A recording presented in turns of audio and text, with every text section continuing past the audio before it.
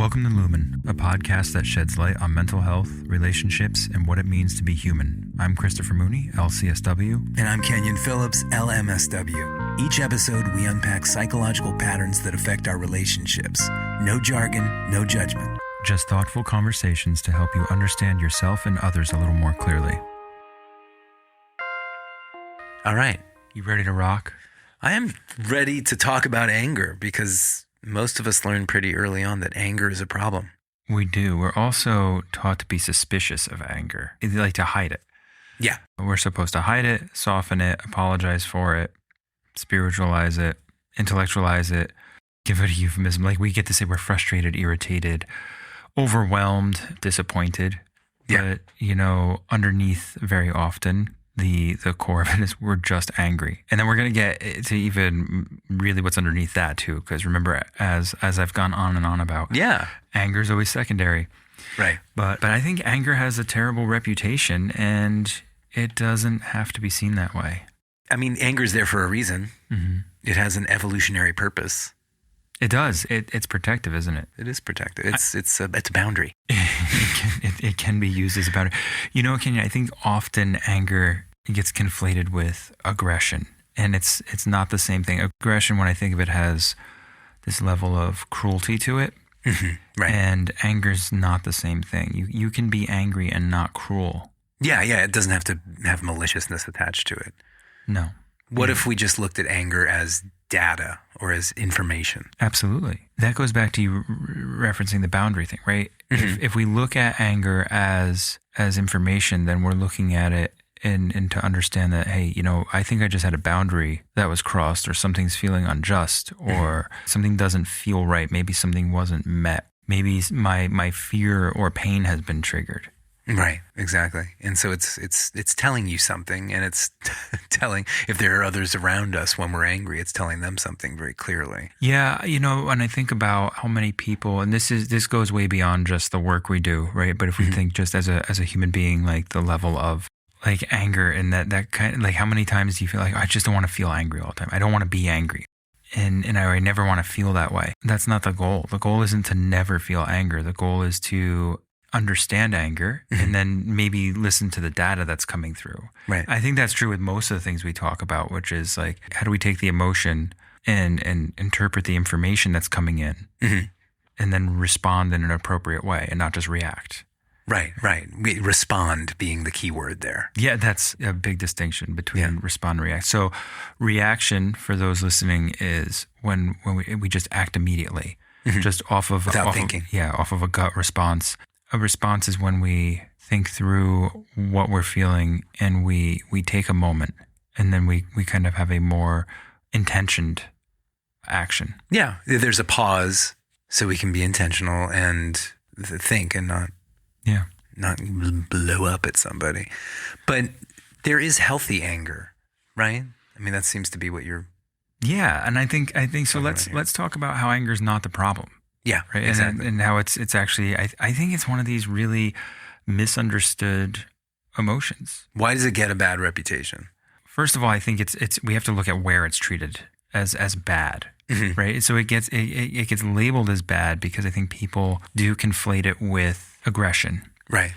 And I think most of the time people don't want to deal with managing uncomfortable emotions, and ultimately it's uncomfortable, right? Because if I get angry at something you say, the information that I should be paying attention to is, hey, I had a boundary crossed. Something you said left me feeling not okay. Right. That's much different than just lashing out back at you and saying in anger. So I think in order to have that conversation about that space, right, about that feeling, that's why it gets labeled as bad, because people don't want to have that conversation about that feeling. Right. Because it just takes a lot of work. It's a lot more steps. Yeah, it is. But it's interesting. It's easy, I think, it's easier maybe for us to get angry at people we don't know and we don't care about. That's true.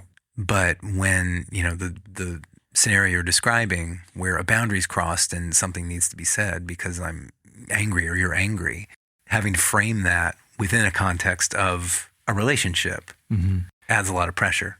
It does. The other thing that really happens is that, again, anger, the actual emotion is not the problem. Mm-hmm. It's what we do with it, as it is with many things. But so we can feel angry, but then anger becomes violence, contempt, punishment. Sarcasm is a huge one. I mean, I've had to really tone that back over the last 20 years.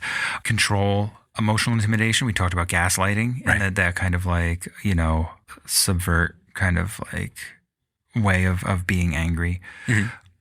But anger can also add clarity. It can be protective, as you said before. It's a protective factor. Mm-hmm. A boundary. It can add honest. It can allow us to be more honest. It can allow us to process grief. It can help with that boundary setting, and it can be the kind of fuel for us to make a change. Mm-hmm. For sure. So I think it's really what we're looking at here today is that anger is not the problem. What we do with it can be a problem. Mm-hmm. And if we go back to some of our other conversations, and I keep thinking of Viktor Frankl and like that, the input, right, then the space, and then the output, right. That space is where we really want to focus, and that space can be very small and short, or we can really work in our lives to expand that space. So, in this context, information's coming in, and that space that we have the ability to choose is very narrow. Right. And then we end up getting angry. Yeah. And then the reaction becomes, oh, how am I going to lash out or yell or fight or do whatever it is? But really, if we back up, we can start to look at, do I want to do something negative here? Right. Or do I want to use this space to do something positive? Right. Right. And use anger in a healthy way. Sure. What is anger telling us? Anger is an emotion, but I would make the argument and bet a lot of money that it is always a secondary emotion. Mm-hmm. I do truly believe that anger is always secondary to pain or fear or both. And ultimately, we are afraid to feel pain as human beings. So this is a human condition, just like anxiety. Right. We're so wired to avoid pain. And that's emotional pain, physical pain, mental pain. Right. So we'll do anything we can to avoid it. Anger becomes a defense mechanism. Anger becomes the secondary response. And I think of this like you're driving, somebody cuts you off, or they start tailgating you or whatever it is. You start to get really angry about it. Right. Often. Most people aren't terribly worried or suddenly like, oh my God, what's happening? Most people get like this, what is this guy doing? And there's a stream of vulgarities afterwards. Yeah. If we look at it, we can actually move that back to like a fear. There's a fear we could get hurt.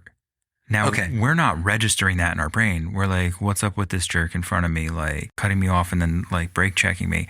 But the fear, if we just go back to that primal thing, is if that guy jams on his brakes or something happens, I'm going to plow into his car. Right. There can be a real fear there. Interesting, yeah. And the same thing when you stub your toe, the first thing that comes out of your mouth is not typically like, oh my God, this hurts so much. I mean, kind of. But usually people start going off like angry. A bunch of MFers and everything else that come out of your mouth. Or when you're using a hammer and you accidentally hit your thumb with a hammer. Yeah. You think about all these times that you do little things that we actually respond with anger. Right. And underneath that is pain. Yes. And that's physical or fear, because fear hurts us, right? So it's kind of like it's one of those things where we don't want to feel the fear, and we're gonna use it. Yeah. And so I would make the argument that any situation you've ever been angry in, we could work it back to either being in pain or being afraid. I love it. It's a fun exercise for everybody to try, actually. Next time you get angry or you think about, or if you think about a past time that you've been angry, and I'm talking about even when I get annoyed and frustrated and angry that like my kids aren't brushing their teeth and going to bed on time. Right. It's because I'm already attached to some preconceived idea that I need to have happen that night. Yeah. And therefore I'm actually in like some kind of like emotional pain that's not happening. Right. And so it hurts, and which sounds so absurd when I say it out loud right now. But it's just a natural thing that happens. And then I get angry and I start raising my voice like, come on, go to bed, brush your teeth, go to bed. And it winds up. Yeah. And that's the other issue. Anger will wind up because those needs aren't being met. Remember, so we feel angry when our needs aren't being met. Right. As a defense. It's amazing. It's such a great formula. It is. And I feel like I don't like to apply, I don't like to say that there's like one formula for everything, but I feel like for anger, this kind of works. It's anger second to pain and fear, and then work backwards. Right. I think that's, I love doing that. Looking at like, okay, what was the issue that happened? Now let's step back and see really where this came from. Right. Because that's going to inform how you make those other decisions, and you can be more aware of that process earlier in the future. So if I'm aware of that process, as I just became, highly aware of it, and so I'm like, okay, there's fear and pain underneath this. Let me skip the anger. What happens when when we start actively avoiding anger? Don't avoid anger. Anger's not the problem here. So you don't want to be somebody who never gets angry. Okay. Then you're not really being a human, and you're actually limiting. It's like anxiety. Anxiety tells us something. It tells us to pay attention. Right. Anxiety is not the bad thing. How it makes us feel is the bad thing, and what we do with it, and we perseverate on it. Anger is not the bad thing here. It's what we do with it. Remember, so the goal is not to be somebody who never becomes angry. Mm-hmm. It's to become somebody who can be angry without doing all the other stuff that's bad afterwards. So don't become cruel. Don't become mean. Don't say things. Don't become like sarcastic and passive aggressive and all this stuff. You want to be somebody that can listen to your anger without being ruled by it. Mm-hmm. That would be like, okay, so if I'm feeling angry right now, what's happening? Right. What's causing me to feel this way? Is my anger appropriate? Is there something I need to pay attention to? Did somebody cross my boundaries? Then for your own process, you can say, yes, that hurts, or yes, I'm afraid of this. Mm-hmm. But those things can exist with anger. Mm-hmm. You know what I mean? You can say, I'm angry and it's because I'm hurt. I'm angry, it's because I'm afraid, but I'm still angry. Right. I'm just not going to lash out because of it.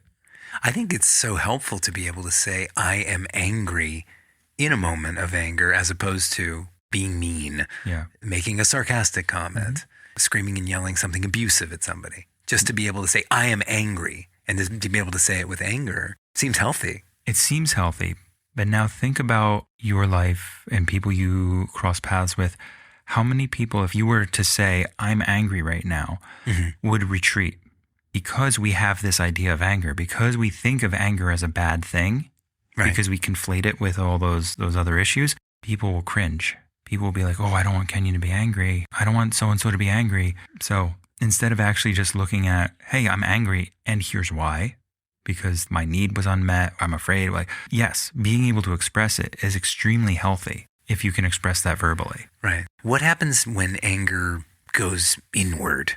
That is a great question. And it is kind of the working definition for depression. Okay. Yeah. When we think of anger being turned outwards, it's aggression. Mm-hmm. When anger is turned inwards, it is depression. Yeah. And underneath anger, we have pain and fear. But then there's some other feelings that pop up in there too. And I don't want to leave those out because we've talked about a bunch of them and they're actually really important. So we can think of anger being the protective, like kind of dome over pain and fear, over shame, over grief, powerlessness, rejection. I think of exhaustion, the acronym HALT, hungry, angry, lonely, tired. If you're any one of those things at any time, stop and fix that issue, like treat that issue.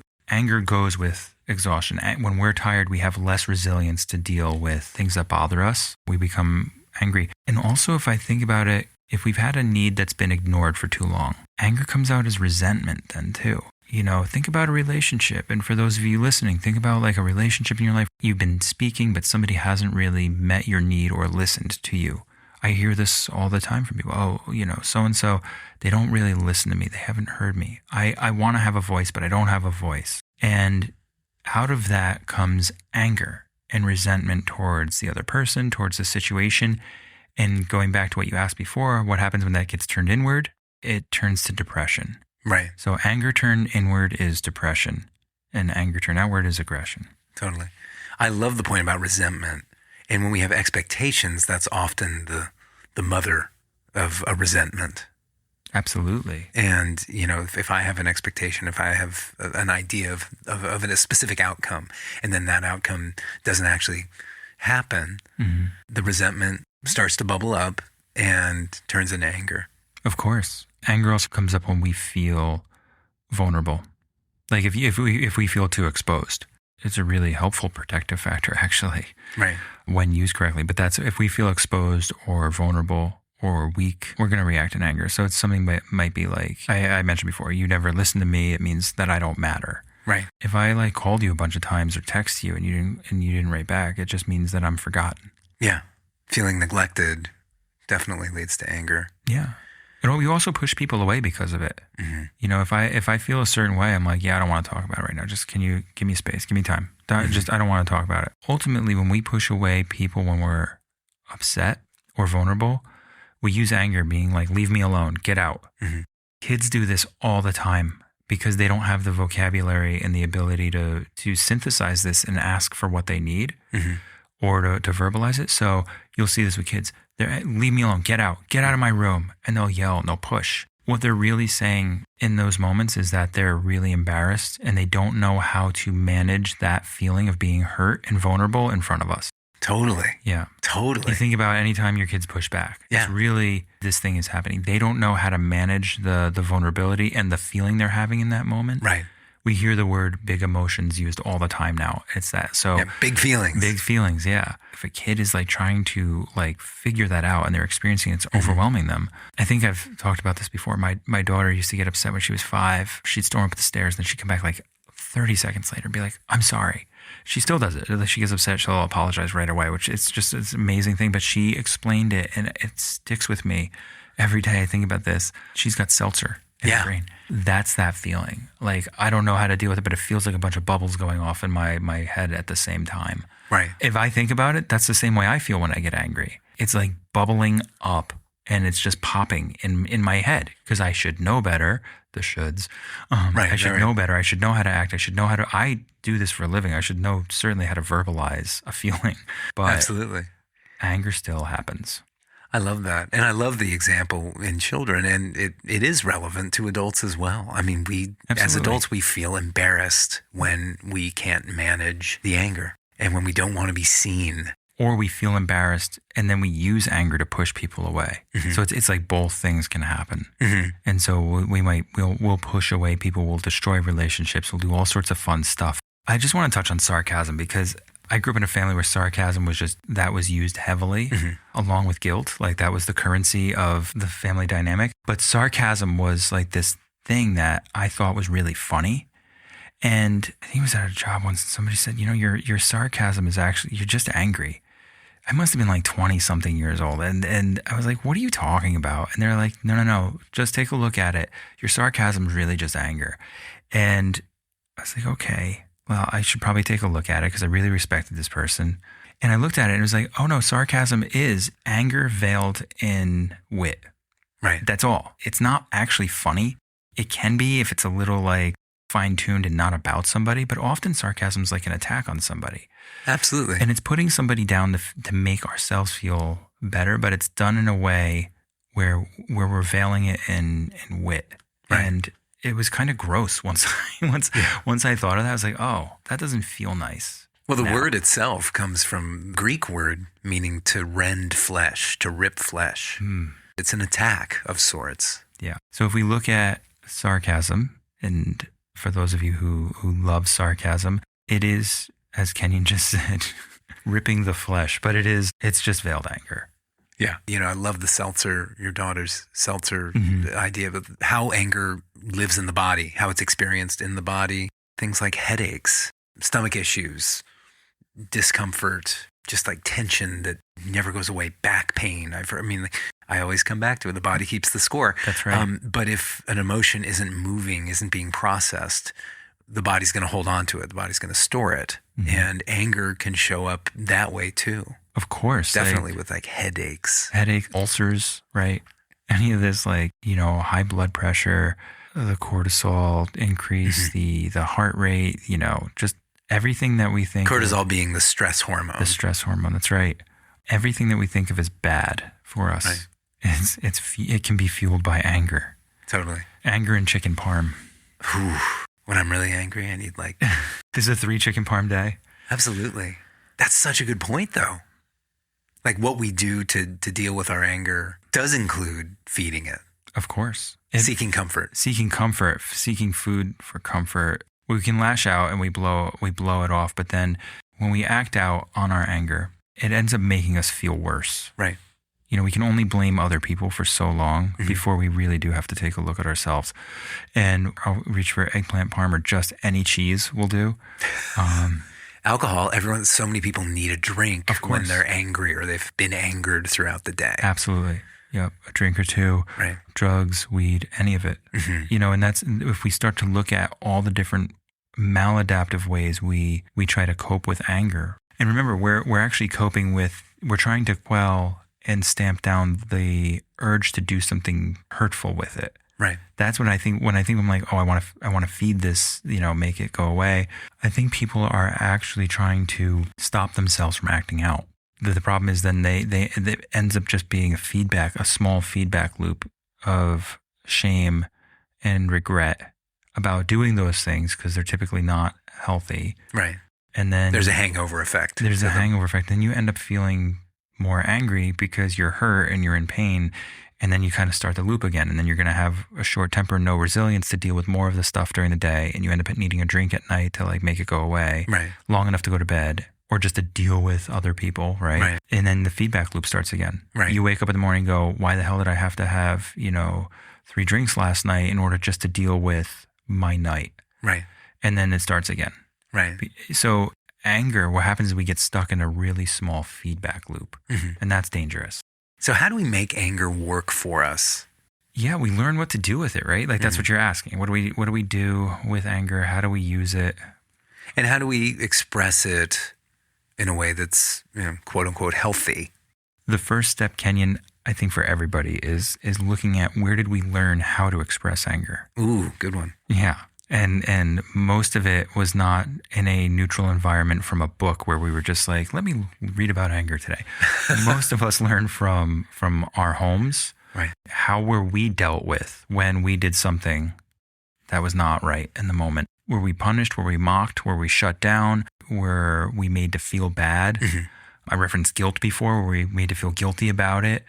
Honestly, some guilt is okay because it helps us kind of learn like some level of empathy and emotion. Like, but it can be a moral compass.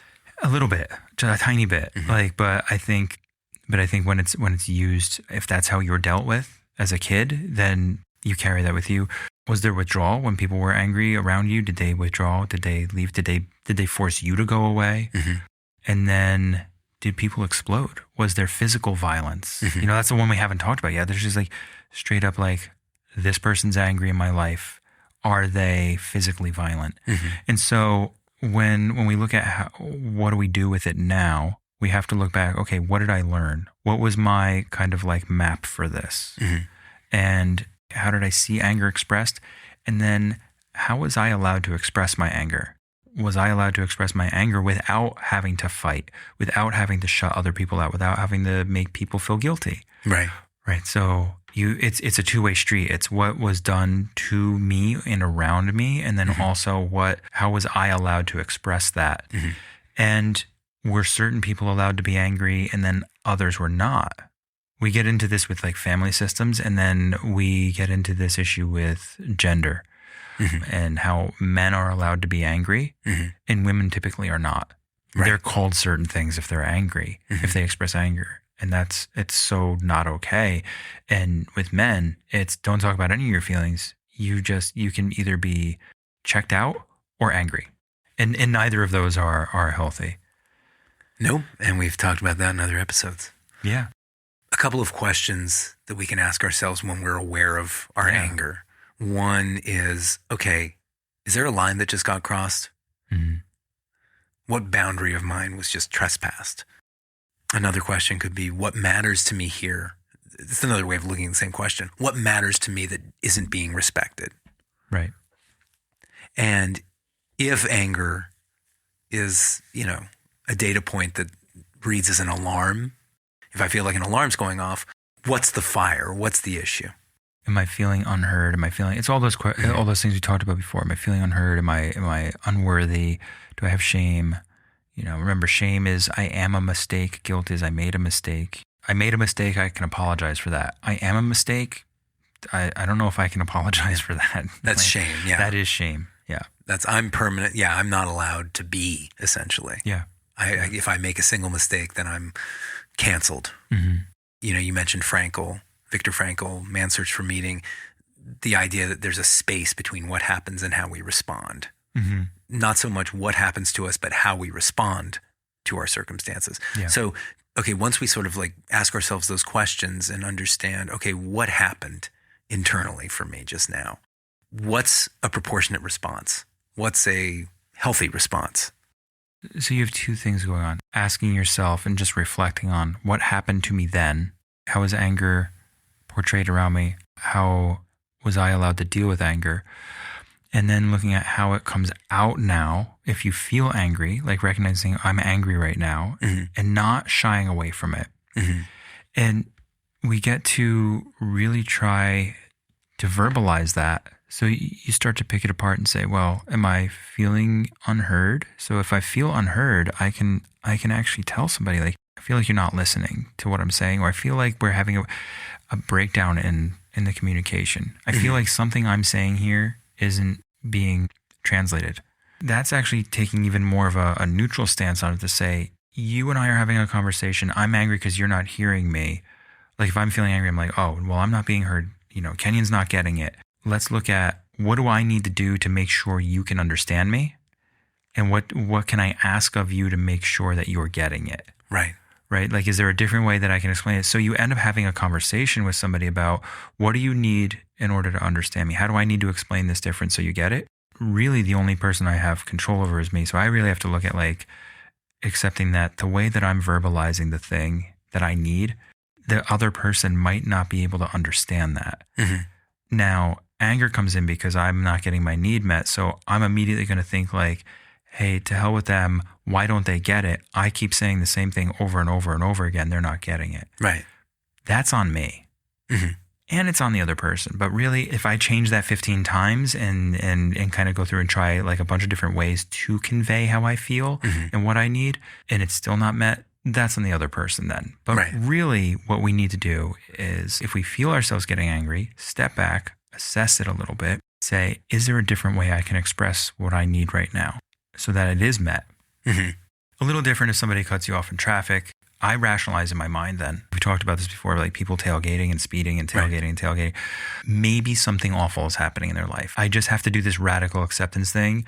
As annoyed as I might be at that moment and angry, I really need to just assume that they either really have to use the bathroom and they've wet their pants in their car. I usually think of awful things that have happened that way. I can really justify it. Or that maybe their kid is sick at school or fell, or maybe they have to like rush to go see somebody in the hospital. I have to make up these scenarios in my mind. Otherwise the anger will become toxic. Right. That's okay. Yeah. Other times I can ask for what I need. Sometimes I just have to do it myself and just be like, hey, you know what? That person probably has something else going on.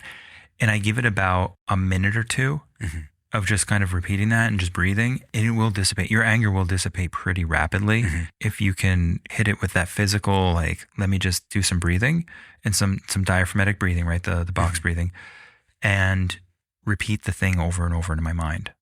That way you're not adding more fuel to the fire. For sure. The problem with all this, Kenyon, is that we add fuel to the fire. We perseverate on things. We repeat the things over and over in our mind. Right. Somebody wronged me. Somebody wronged me. If I repeat that 35 times in my mind as somebody's in front of me, I'm going to be even angrier than I was at the beginning. That's exactly it. Right. We're gonna Hulk out. But if I start changing the narrative as I'm going through it and being like, God, I hope they're okay. I hope they're okay. You suddenly start to create some empathy for the other person, even if they were a total jerk, which is a hard thing to do. But that's kind of like, I don't know, we're all human beings. We're all kind of like trying to figure it out, and none of us are good at it. Absolutely. So if we can have a little grace and a little empathy for people, we can force ourselves to do that a little bit more. I think especially now. For sure. Meaning current time. No. Going back to Viktor Frankl, that's what kept him alive, arguably, in the concentration camps. Was he would be lined up by an SS guard who would decide randomly who's going to be executed that morning, and he had a practice where he would sincerely wish that guard a good day and summon compassion, empathy for that guard, and the guard never picked Viktor Frankl.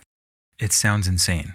It sounds absolutely bananas to try to summon that for people who we feel are wronging us or hurting us. But this comes back to how anger is so damaging. Anger is so damaging if it disconnects us from our values. Most people you would ask wouldn't go, oh yeah, I like being angry. I like thinking awful things about people. Even if they're in a position where they have to do something that's not healthy by other people's standards. We just think of war. Just think of people like soldiers. Think of police, anybody who's in a position where they have to exert some kind of control or power over somebody else because it's part of the role that they have to fill in life.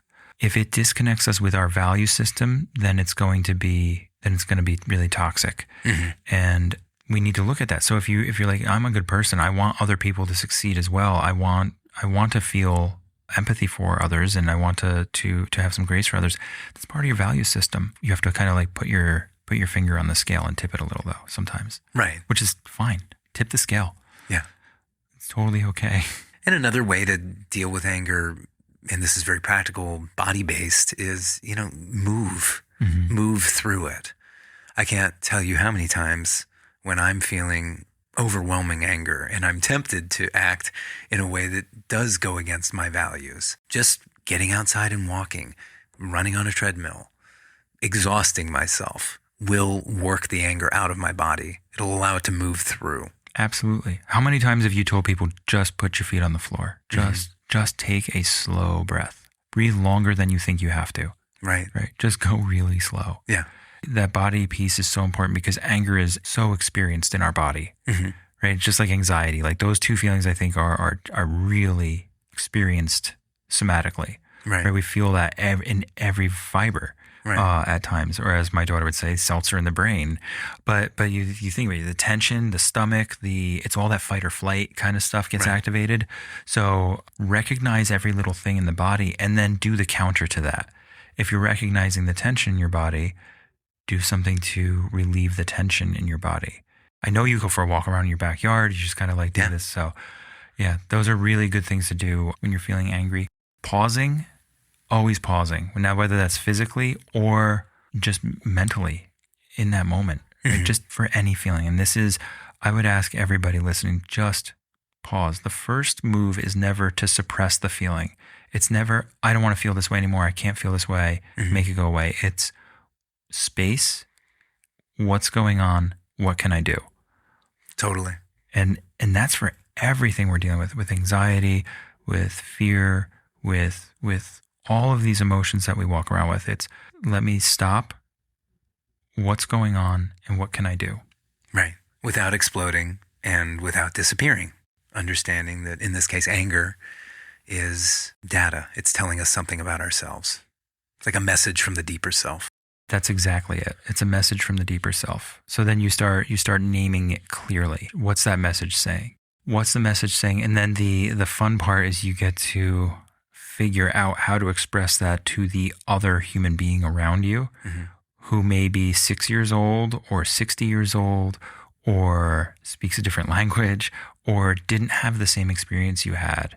So that's where it gets messy and complicated and all the relational stuff. However, if you're coming from that place of understanding your own anger and where it's coming from, what that message is, it becomes much easier to say, hey, I'm feeling kind of disrespected right now. I'm feeling like you didn't hear me.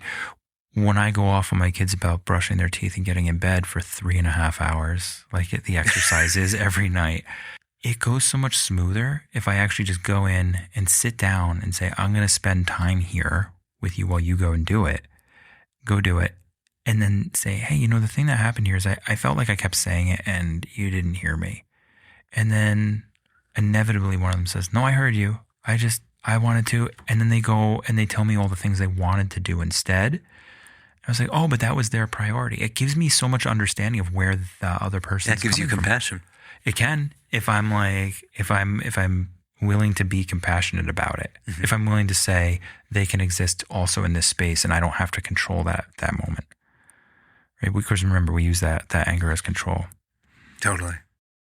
Thanks for listening to Lumen. If today's conversation resonated with you, we encourage you to follow, review, and share Lumen with anyone you think would appreciate it. We'll be back soon with another conversation designed to bring a little more light to the human condition. I'm Christopher Mooney, LCSW. And I'm Kenyon Phillips, LMSW. Until next time, take care of yourselves and each other.